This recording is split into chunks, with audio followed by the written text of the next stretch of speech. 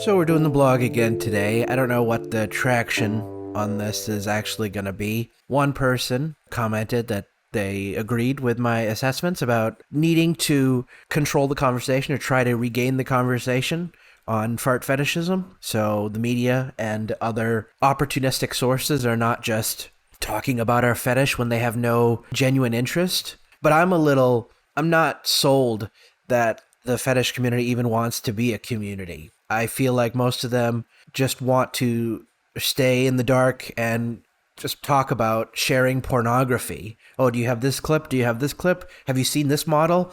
Like, is that all we in the fetish community can talk about? Is that all we have? A mutual attraction to pornography? I hope that's not the case, but so far, in this early stage, it's looking like that. So I found this article, 5 Reasons Some People Are Aroused by Farts, at PulseNG, which .ng is a Nigerian domain. I'm guessing this is a Nigerian publication, but I'm not 100% sure. The author name, Temi Awalye, I believe is I'm probably saying that wrong, but I would say it sounds like a Nigerian name on first blush. So let's go through it. When it comes to fetishes, there are an abundance of them in the modern day. People get more open-minded at sex. They're discovering and admitting weird things that turn them on. Here's why some people have this fetish. Number one, their first sexual experience. People whose sexual experiences are related to farts or anal experiences can easily develop a fart fetish. Now, this seems it's one sentence. It's poorly written, but in my opinion.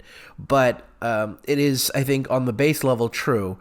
You do hear the few times people talk about their origin story on their fart fetish, they often talk about their first exposure to pornography and running into a fart fetish video. I don't know if that's a cover. Maybe that's not where it started, and that's where they realized it instead. I'm not sure. But I know a lot of people talk about porn being their first foray into realizing they had a fart fetish. Dominance and humiliation. Because farting requires humiliation, I don't know if that's true on its own, but okay. People who are into the whole dominance and submission thing, wow, this is really badly written, enjoy the supposed humiliation of watching their partners fart. Now, this is true. Again, poorly written article. No offense to Temi. I don't know if he's just writing or she is just writing about something they don't know about and just, trying to get the clicks, because that's the way it kind of feels like it. This article has barely any content. Let me actually do a quick word search on how many words there actually are in this article, because this is very poor. Let's see, word count. There's only 220 words in this article, so shorter than a high school essay. So this, too, feels like it's just an opportunistic grab. At least it's diving into some of the thoughts. The third one I'm a little offended by, but whatever. Dominance and humiliation is a factor. I don't think this author really got into the meat of what's there. But sure, on a base level, dominance and humiliation is part of it, for sure. Number 3, it's an interesting quirk.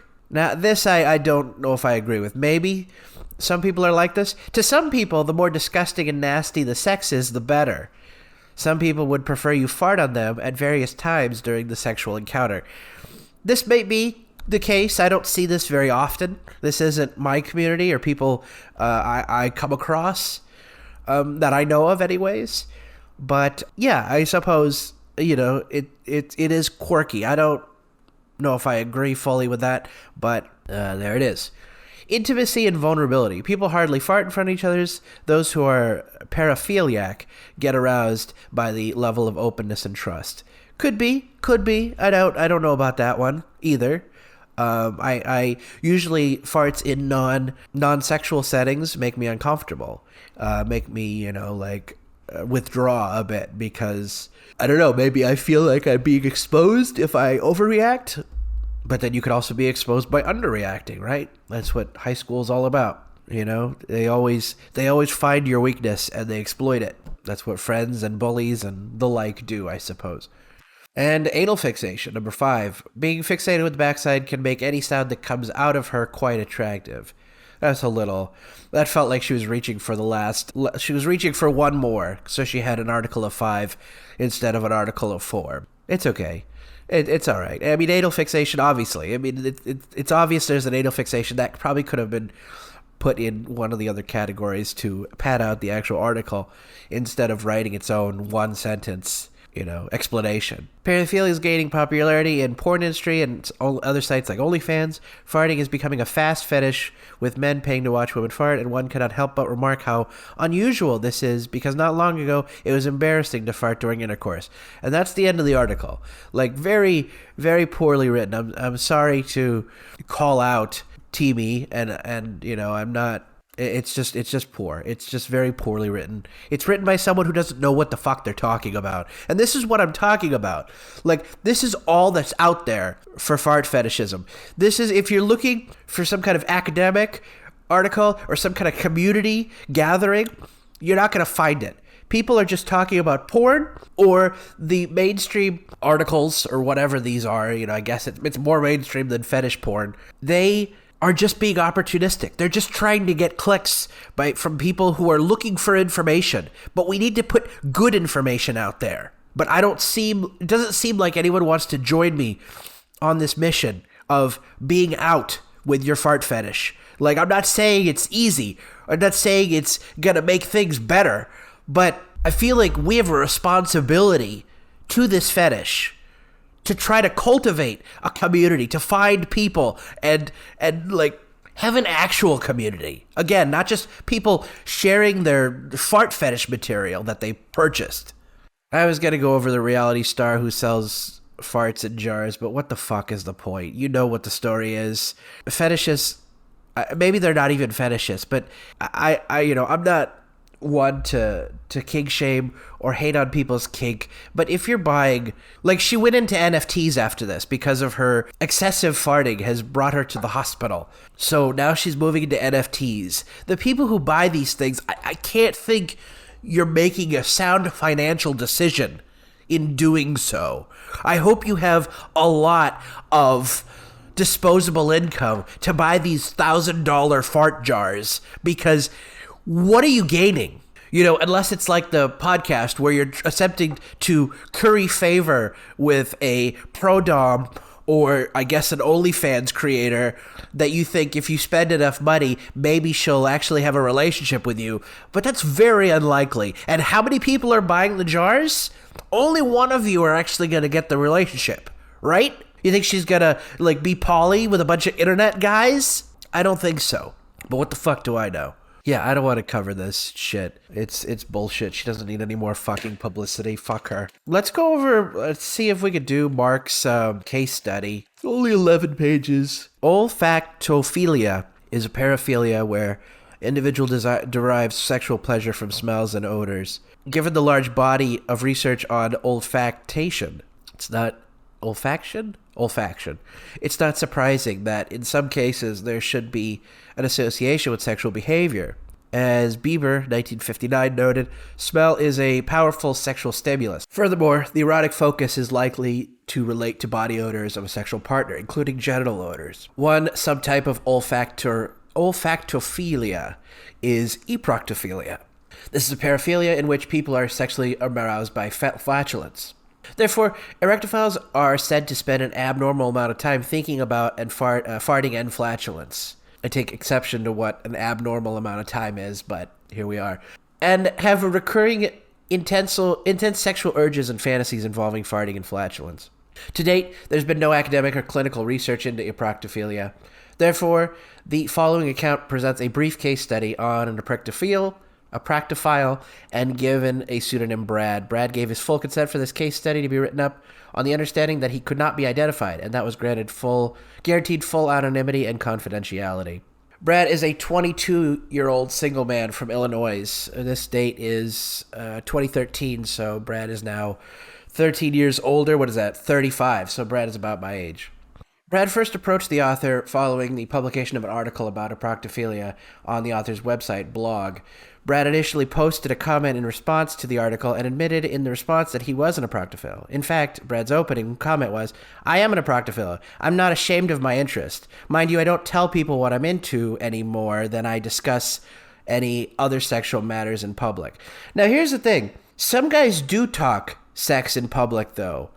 whether they're talking about porn models or this and that. So the subject of what you're into sexually can come up with friends or whatever. And, I've been in this situation. I don't think I've ever been asked. That's why I've never told anyone particularly about my fetish. But people do sometimes talk about sexual matters.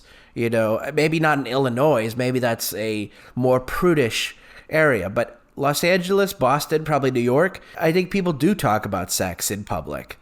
This was also, again, 10 or so years ago. I don't know why I said 15 earlier. 10 or so years ago. So, I think the world has changed quite a bit in that time in terms of what people talk about and just the world in general, honestly. Brad was asked about his sexual orientation. Their response was not straightforward. This is what I read in the last article. I could be any of the three, depending on perspective. In terms of relationship, I'm straight. I could only have romantic feelings toward a woman. In terms of fetishism, I'm bisexual. I get aroused by thinking about males and females in these fetish situations. However, I have no real desire for sexual intercourse, be it penetration or being penetrated, which would make me asexual. I should probably mention that the arousal mentioned above is the desire to masturbate, not have sex.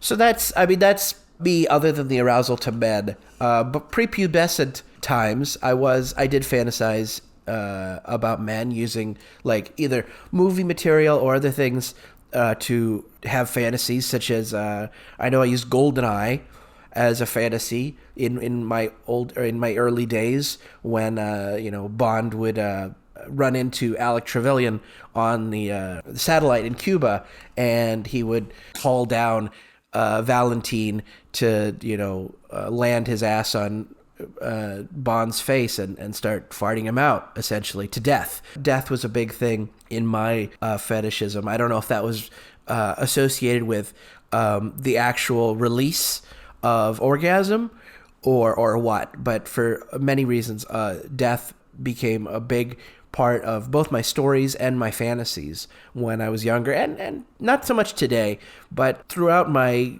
fetish writing career, death as the end would often be the conclusion, the way I ended my stories in many times.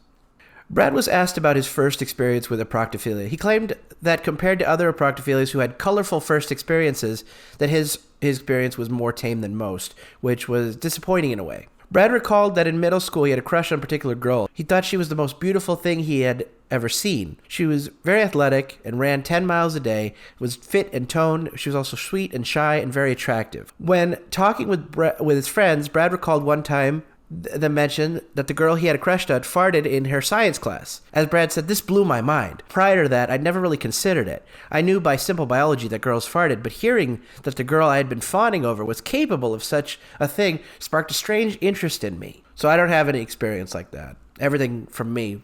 I mean, I was masturbating to fetish material prepubescently. Nobody, I don't, other than maybe cartoons, that sometimes had farts in them, especially during those days, Nickelodeon and all that. I can't think of what, was the defining moment of my fetish, My family's always been a little free with the bathroom and farting, so it could be associated with that. I'm not sure. That's the only idea I have on my origin of this fetish, because I don't have anything. Nothing. It goes back so far that I don't know where it started.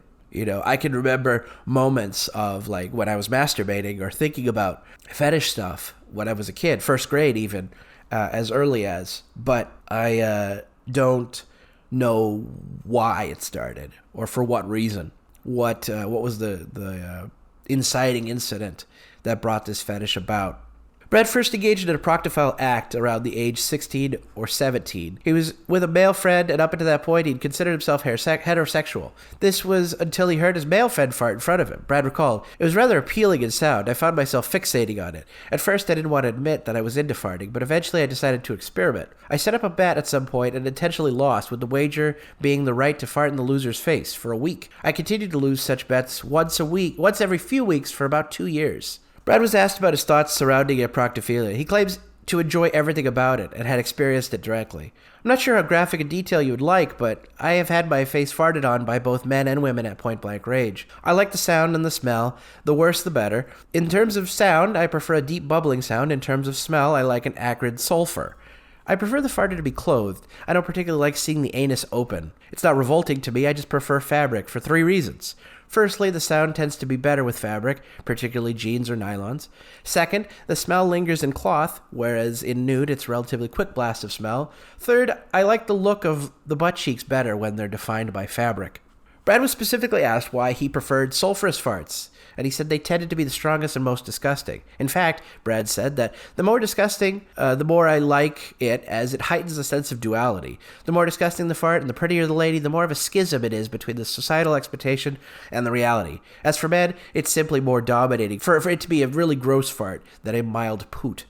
Now, here's where I start to differ from, or split from Brad, because I definitely wouldn't explain any of this in this way. It doesn't seem to mean anything. I don't know. Maybe I just enjoy domination too much more than the farting. That's what holds precedence. Like, the farting and domination have to go together for me. You can't have just farting. I don't care about the schism of beauty and disgustingness of the fart. Like, I'm not like, I do prefer attractive women in the material I watch, but it has nothing to do with how disgusting their fart. It's more about how well they dominate and how good the fart sounds. That's what's important to me. I mean, I've only had experiences through pro-dom, and they were okay. At the end of the day, I think they were mostly disappointing just because I don't know, maybe it could be because what we talked about in my friend's blog is it's fleeting, it's not a relationship.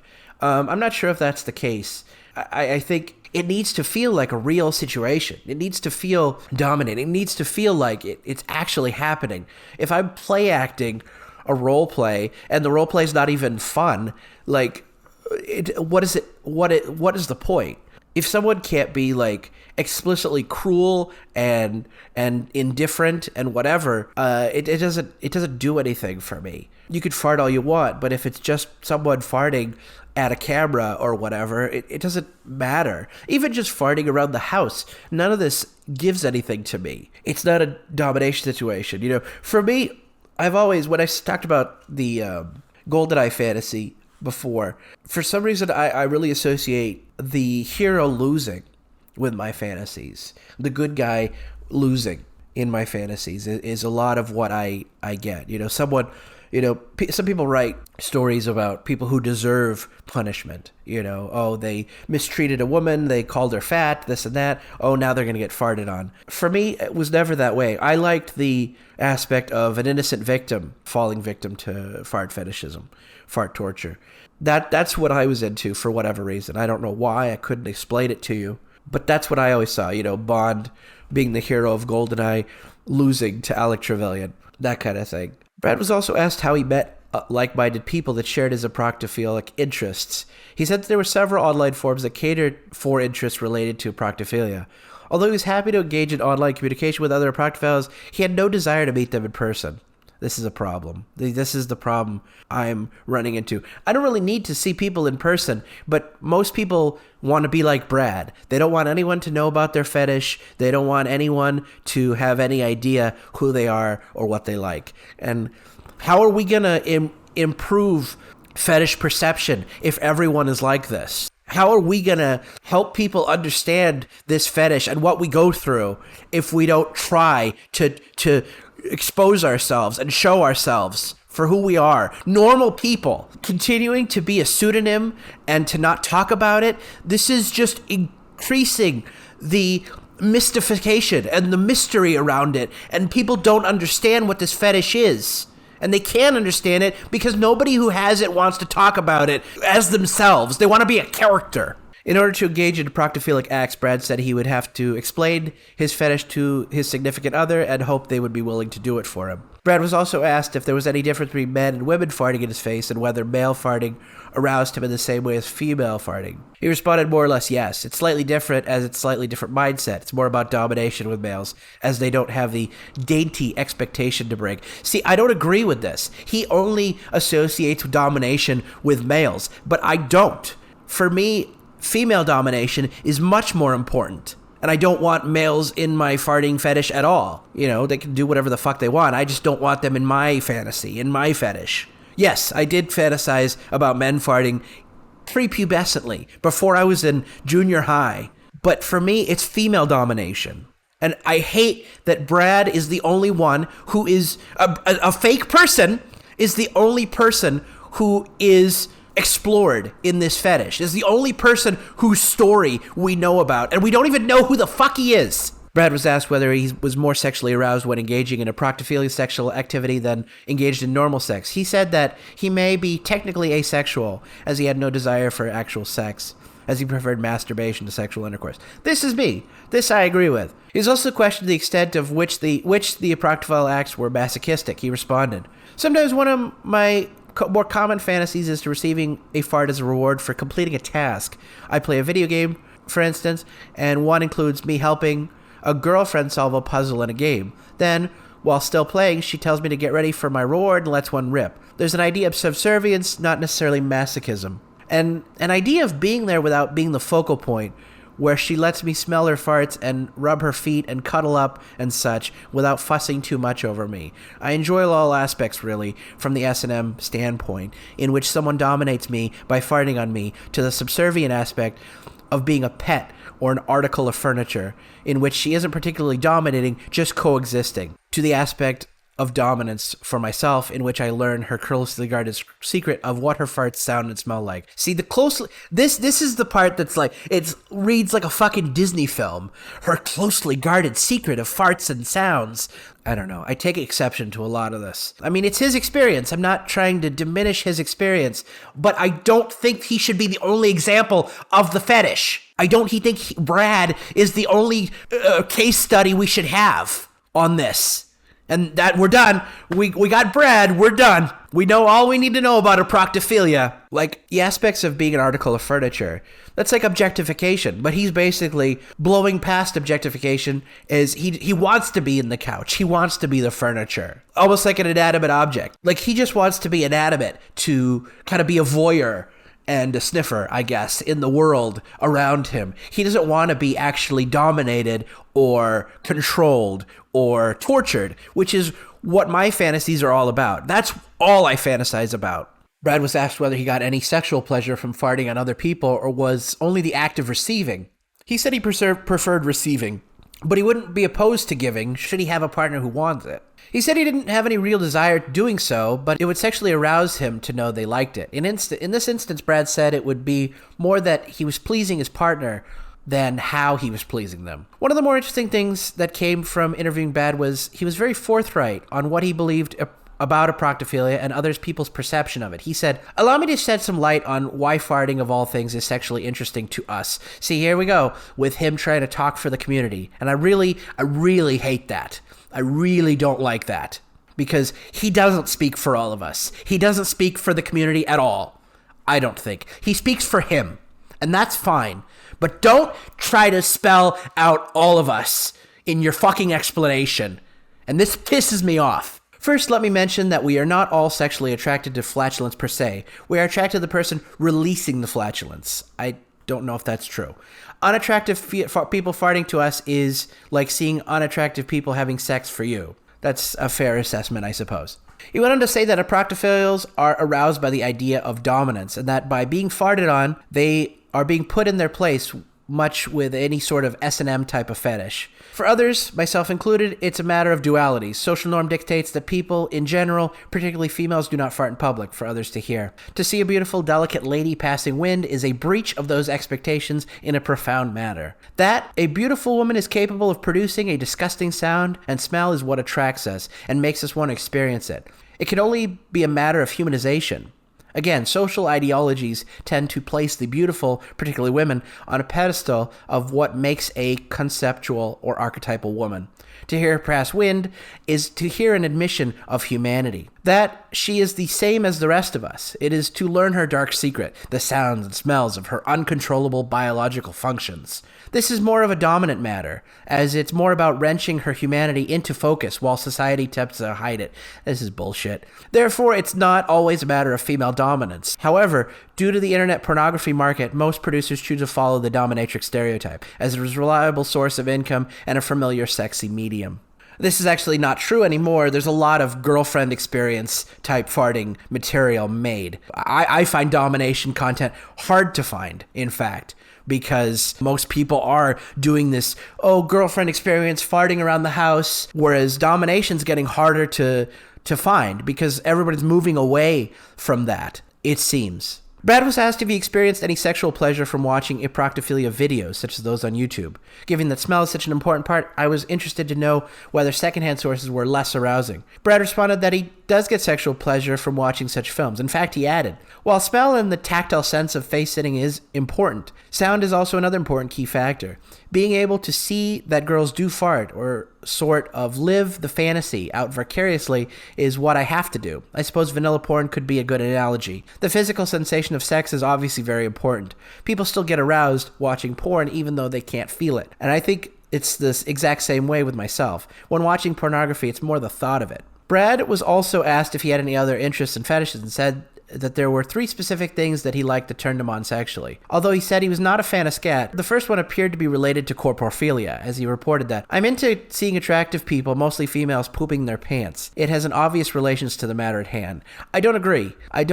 Maybe it did in 2013, but I don't agree that those are still related. Those have become separate fetishes now. I don't necessarily agree with that statement, but second, I don't like females pooping their pants.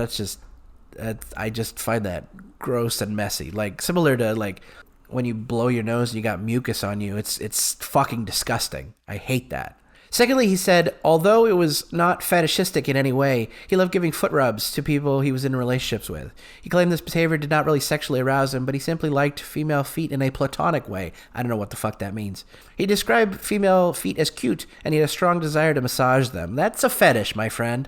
Finally, Brad claimed he had one fetish since birth, and he went on to explain further. It's what I'm not proud of, but exists and may help you study. I have a crush fetish, which is essentially arousal from seeing people step on objects or insects. This particularly has a lot of bad publicity. Yeah, you think? As for this one, I cannot tell you where it originated. I remember rubbing myself in my crib as a baby to such thoughts, leading me to believe I may have literally been born with it. I could have been no older than 2.5 years old. Keep in mind, these are very primal memories, which are mostly a blur. All I recall is that around the time of these memories, I would also rub myself to the thought of someone stepping on an insect, sometimes a machine made to crush up children like myself. Come to think of it, the last one may have been caused by seeing an apple cider press as a toddler. I also seem to recall that being afraid of it because of how it hurt the apples. Brad was also asked if he thought there was any connection between his crush fetish and eproctophilia. He responded that if there was any connection, it concerned the idea of the duality. He would not expect to see a woman fart in front of him, and similarly, he would not expect a woman to kill an insect in front of him for no real reason. In relation to his crush fetish, he also reported, it's my oldest fetish with no known origin, and I like it for about the same reason as eproctophilia. Maybe I also disliked seeing people kill bugs as a kid while also finding it arousing. I was quite the pacifist. Also, when I first discovered ejaculation, I made the connection that ejaculating was something like when a bug is stepped on. So that's kind of like what I thought with the death in the fetish fantasies. I thought about the bug squirting under pressure. This is disgusting. And then I would do the same. May or may not be relevant, but it was a connection I made when I was a kid. So now we're just listening to Mark, the rest of the discussion part. The prevalence and incidence of eproctophilia is assumed to be negligible, given that no previous case studies have ever been published. However, other eproctophilias in addition to this case study clearly exist, as this topic is discussed by self-professed eproctophiles in various online discussion groups. Brad's account of early eproctophile experiences are suggestive of behavioral conditioning and or sexual imprinting. In this case, classical conditioning, where being sexually aroused by an attractive woman is paired with something that is not inherently sexual, in this case flatulence, and then starts to become an erotic focus in and of itself. From an evolutionary perspective, disgust has been argued to be the psychological system for protecting humans from infection through disease avoidance behavior. Most people probably view flatulence as disgusting behavior, yet eproctophiles do not. This seems to support the research that suggests disgust is in part socially learned. In DSM-5, the definition of paraphilia will be an intense and persistent sexual interest other than sexual interest in genital stimulation or preparatory fondling with phenotypically normal, physically mature, consenting human partners. There are also specific paraphilias that are generally described as preferential sexual interest than intense sexual interests. Brad's description of sexual preference for flatulent individuals, along with the seemingly intense sexual urges, fantasies, and behaviors, are at least suggestive of a genuine paraphilia. However, although the behavior may not have been cognitively salient, it was not behaviorally salient, as the number of partners willing to engage in the activity was very limited. Furthermore, Brad had very specific criteria for the behavior to be sexually arousing. However, there's very little evidence that these were recurrent and insalient. Stoller, 1975, asserted that paraphilias originate from the childhood traumatic experience during their subsequently relived and overcome by reaching sexual climax. However, the onset of this particular paraphilia is not associated with any traumatic incident, as mentioned above. Cantor, Blanchard, and Barbie, 2009, had noted that paraphilias are often comorbid. In this particular case, eproctophilia was part of a wider set of fetishistic and/or paraphilic behavior, including crush fetish and voyeuristic corporophilia. While there is some literature on corporophilia, there's been very little published from academic and/or clinical perspective on crush fetishes. Brad himself sees a clear similarity between the interest in eproctophilia and being sexually aroused by watching females defecate, as he specifically noted that watching defecating females has obvious relations to the matter at hand. The concurrence of Brad's eproctophilia with traits of sexual masochism, such as deliberate losing of a bet, so resulted in Brad being farted upon all week by his male friend, demonstrates that behavior has other paraphilic elements. A number of times, Brad mentioned the sadomasochistic elements of the eproctophilia behavior. According to Terry and Vassy, 2011, the scientific value of case studies includes both their utility in highlighting rare phenomenon and their role in the generation of new questions and hypotheses. The eproctophilia case presented in this article hopefully fulfills these values. Clearly, this is just one case study, and Brad is unlikely to be representative of the entire eproctophilia community. I appreciate that sentence. Very important to me.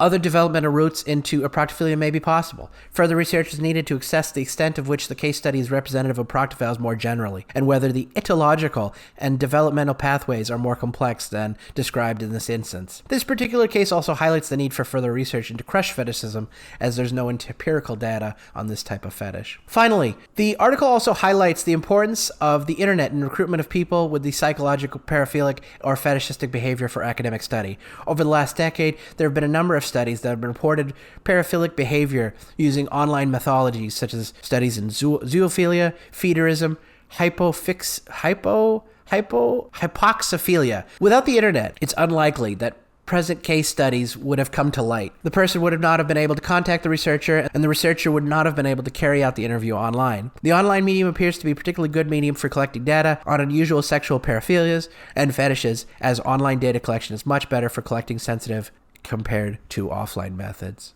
And that's it. The references are listed here, but that's the case study of Brad, which I think, honestly, I'll be perfectly honest with you. I think I'm wondering why no one ever fucking came to me. You know, I've been writing content. I've been writing fart fetish material in this fetish for fucking 10 years. And no one came to me. No one talked to me. I'm not hard to find. I've always had contact information on my website. We need more people to expose what this fetish is. Why? I don't know. Maybe we don't. Maybe we fucking don't. That seems to be the consensus within the fetish community. We don't need to talk about this. I don't want people to know about this. I don't want to lose my status, my job, my career, my family, whatever.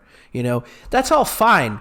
But, you know, we talk about how what's more socially acceptable now, that gay people pretending to be straight is bad psychologically. Bad for them, bad for their partner, bad for everyone. So why do we continue to live in this world where our fetishes can't be discussed or out in the open, that we have to hide from them? Are we going to get rid of them? Are we going to make them go away?